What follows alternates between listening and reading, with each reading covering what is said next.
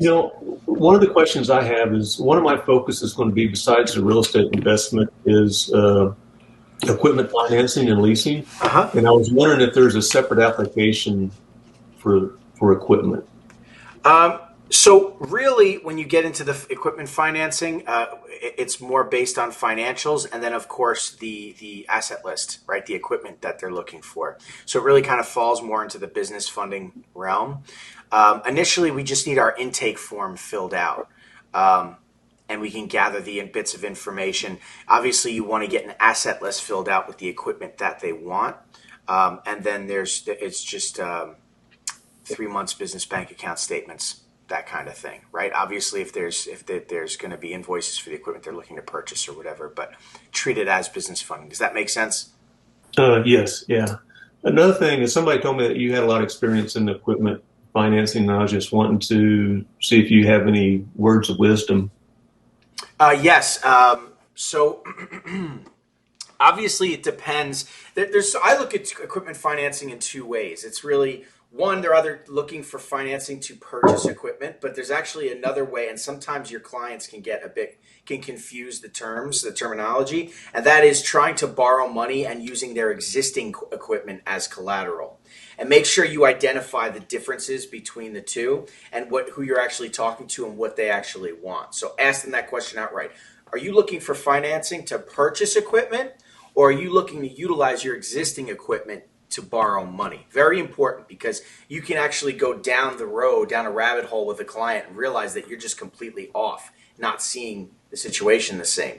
And not to worry, if you do end up with one of those clients that are actually looking for equipment, or excuse me, are looking for money and using their existing equipment as collateral, you can help them. But if it's vehicles, they've got to be recent models, right? You're going to need VIN numbers.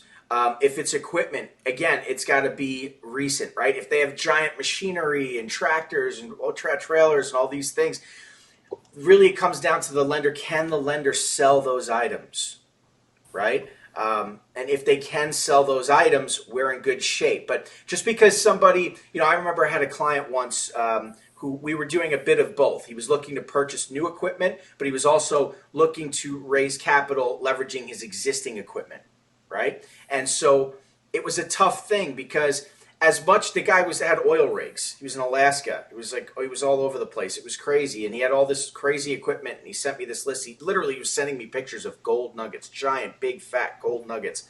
And I was like, this guy's insane. He's excavating gold. He's pulling up oil out of the earth. He's doing all kinds of stuff. Look at this asset list. It was just pages and pages of tractors and oil rigs and all this stuff. And I thought, this is absolutely a deal. Why wouldn't it be a deal? It turns out it was extremely difficult to find somebody who was willing to take on that kind of risk because they have to resell that equipment in the case of default. And although the guy's financials look decent enough and he should be able to pay back on time, anyway, I think you see where I'm going with this. So as far as the different types of equipment, we do have a multitude of lenders that are willing to offer equipment financing. And it can be, we have low interest, we have higher interest. Obviously, the higher interest, we get paid a little bit better.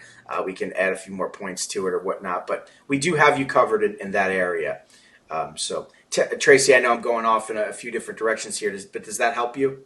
No, no, it does help me. So back to using equipment as collateral. I mean, if it already has a UCC filing, is that probably not going to work as collateral? Yeah, lenders definitely do not want to take a second position on an asset, right? They don't want to get in line because ultimately, if the client defaults on one loan, then they default on another who's going to collect that asset. The lender's going to work together in liquidating those assets. It's not going to happen, kind of thing. It's a little bit different in real estate where you have a property and there's significant equity, and only a bit of that equity is tapped into as collateral.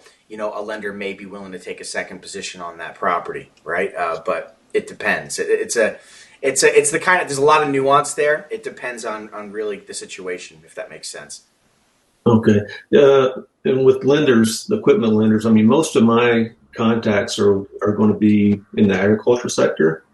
I'm sorry, And can a you lot of repeat them, that? In the which sector? most of my guys are going to be in agricultural. Agricultural, okay. Yeah, so there's a lot of lenders out there like Farm Ag, Ag Direct that offer, some uh, pretty low financing, rates and terms and that sort of thing. And I was just wondering if we had, lenders that can compete with those guys. We do. We do have some pretty low rates. You can't quote me because I don't have it up in front of me. And to be honest, real estate investment is really where a lot of our deals are. It's not that we don't have other capability. That's just where most of our students tend to aim for, right? But I think we can get, I think like 11%. I think, and then you can get down into the single digits as well. But it's hard to give a rate because and this you're going to encounter this with your clients. Everybody wants a cookie cutter rate. They think, oh, he just said 11%. That means I'm going to get 11%. Well, not necessarily. You could get less than that. You could also get more than that. It really comes down to what you qualify for, right? And that's the kicker. And clients don't understand that. They think it's cookie cutter. They think everybody gets the same one size fits all kind of thing, and that's just not the case. And we have a very large lender network. So if we don't like the pricing from one lender, we can go another. But we have very low risk lenders. We have very high risk lenders. And when I say that, we have lenders that are willing to look at high risk files and offer a high interest rate, right? We have lenders that are only willing to look at low risk files, but it's very, very, very reasonable pricing because there's not a lot of risk on it, right? So you're going to get that single digit interest rate. Does that make sense? Yes. Terrific. So we have you covered. Not to worry, Tracy. We have a very large and vast nationwide lender network. Okay. All right. Thank you. You got it. Hey, Ryan. Yes. I wanted to ask you a question about what Tracy was talking about. Do you have lenders for leasing used equipment? Also, lenders that would cash out can lend against the used equipment.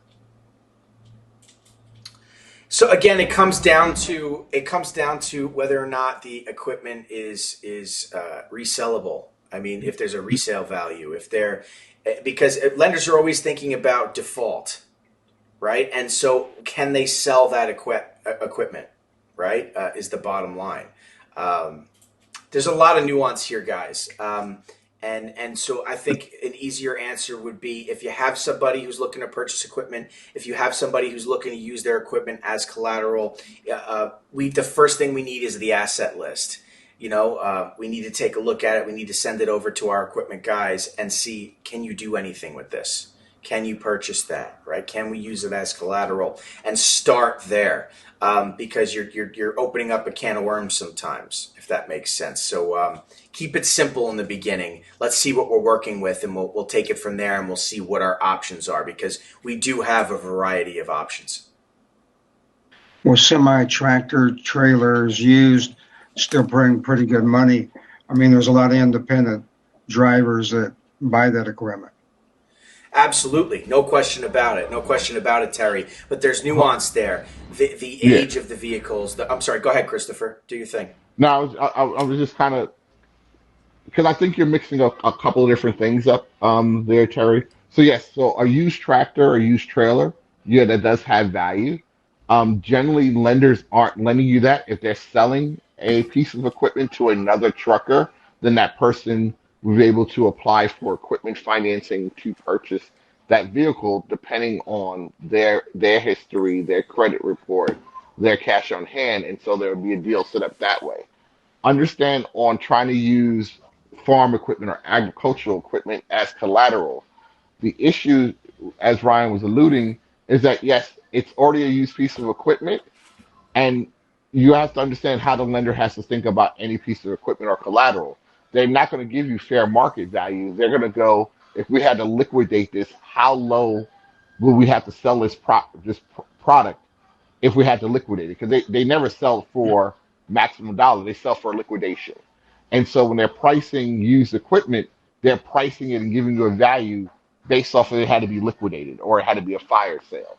So a lot of times you're not going to get a lot of money trying to use old equipment as a current asset.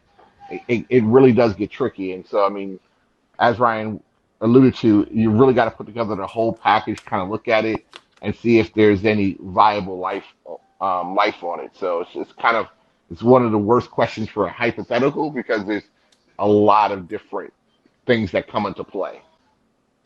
Yeah, I understand. They look at auction value. Mm. Hmm. That's that's how they determine the value. What auctions are what other equipment's bringing at auctions. So you're right. It's going to be low.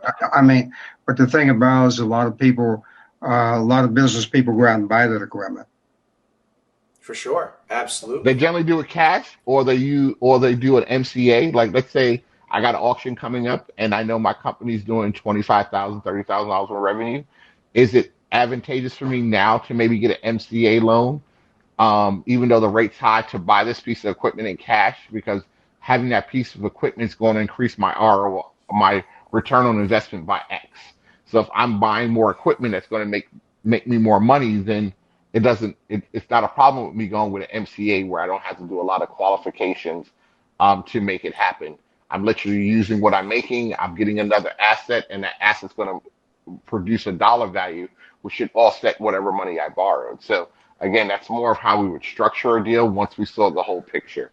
Um, That in itself, that in itself, though, can be a can of worms, and that really speaks to what Christopher and I are trying to convey, and that is, there's a lot of nuance here. For instance, you could explain to the client what Christopher just said, and the client thinks, "Oh, terrific! So now when I go bid on a piece of equipment, you're just going to front me that money, and then I'm going to use that piece of equipment, and it's going to create money for me, and then I'm going to pay you back when I have the money." And that's not how a cash advance works. They're immediately going to get smacked over the head with a daily or a weekly payment. They're immediately going to be having to pay back that money, right? And so if they don't have money coming in, they're just bleeding money. They're paying the lender back with the money that the lender gave them in the first place. So by the time they get to the profit zone where they can start paying back that money with the profit they made on that bit of equipment, they don't have much money left to use, right? Or they certainly can't take that entire batch of money and throw it at the equipment they're looking to purchase, because then they have no money to pay the loan back and they're going to default. And then they would lose that piece of equipment. So a lender is going to look for that kind of risk. And they're going to say, well, hold on a second. You don't have the liquidity and the cash flow to be able to afford that kind of money. Because if we give you that money and your use of funds is to do just that, purchase that equipment, well, then you have no money. And until, if it's a farm, right? And the farmer is saying, well, it's all about when I harvest the crop in 6 months. Well, we're not going to lend you money today and then wait 6 months for you to give us the money back. That's not how it works, So there's a lot of nuance here, and there's a rabbit hole you can go down if you're not careful. And so it's a tough hypothetical to answer. So we keep it simple in the beginning, right? Fill out our intake form. Get our asset list filled out. Are you looking to purchase equipment? Do you need financing to purchase equipment? Or are you looking to use your existing equipment as collateral for a loan, right? Let's work our survey, right? Work your business funding survey. What type of business are you? Are you seasonal? What's the ownership look like? What does cash flow look like, right? Look back at the recordings of previous weeks' coaching calls over the last few weeks. We speak to these points, and it can help you understand. So anyway, good topic. Thank you, gentlemen, for bringing up equipment financing. I'm sure some others were thinking about that. But does that make sense, Terry? Yes, yes. One last thing. I mean, a lot of people on this call may not be familiar with it, but there's sale leaseback. You guys do those too? I gotta have to look in my guidelines, to be honest. I don't. We haven't done one recently. I can tell you that. So we'd have to take a Okay. look, but we'd absolutely be happy to take a look at it. And if we don't, it's just as easy as us setting up an agreement with an ISO agreement with a new lender.